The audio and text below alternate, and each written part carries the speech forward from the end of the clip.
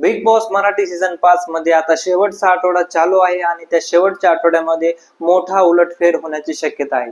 जे की इतके दिवस आपण म्हणत होतो सूरज चव्हाण विनर होऊ शकतो, सूरज चव्हाण ट्रॉफी घेऊन जे प्रेक्षकांच्या मतावर होतं ते आता होऊ शकतं आणि सूरज चव्हाण हा जिंकू शकतो।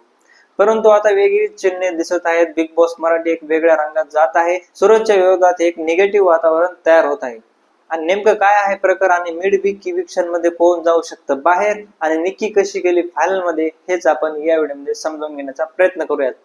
तर सुरुवातीला आपण पाहूयात की निक्की फायनल मध्ये कशी गेली।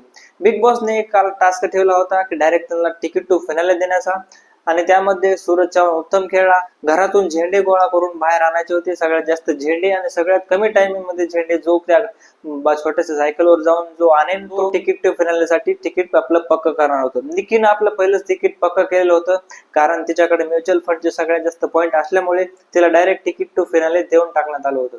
त्याच्यामुळे हा टास्क सूरज चव्हाण यांनी उत्तम खेळला आणि सूरज चव्हाण हा तिकीट टू फायनल साठी नेक्स्ट स्पर्धक ठरला।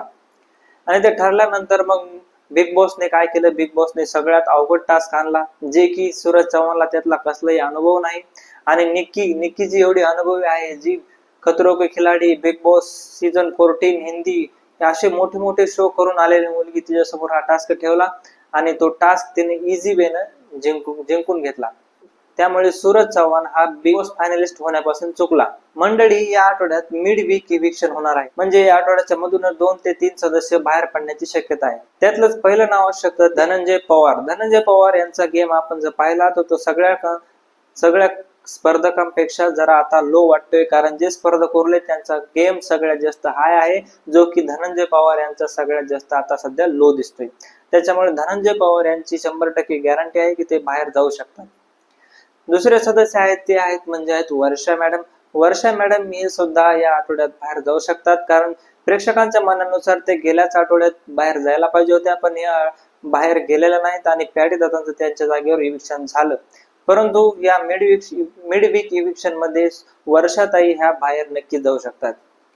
त्यानंतर आहे सगळ्यात जास्त डिझर्विंग कॅटेगरी जो विनर ठरायला पाहिजे होता, पण आता बिग बॉसच्या अंदाजानुसार तो दिसत नाही की विनर होईल म्हणून।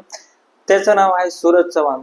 सूरज चव्हाणचा गेम उत्तम आहे, टास्क चांगले खेळतो पण त्याला गेम समजत नाही म्हणतात, ज्याला काही टास्क समजायला वेळ लागतो असं म्हणतात। त्याच्यामुळे सूरज चव्हाणला पब्लिक सपोर्ट जरी असला तरी आपण गेल्या आठवड्यात पाहिलं की पॅडे दादांचं म्हणजे पंढरनाथ कांबळे यांचं इविक्शन झालं, जरी त्यांना वोट जास्त असले वर्षाताईंपेक्षा तरी सुद्धा त्यांचं इविक्शन झालं आणि त्याच्यामुळेच काही सांगता येत नाही, सूरज चव्हाण सुद्धा या आठवड्यात बाहेर पडू शकतो।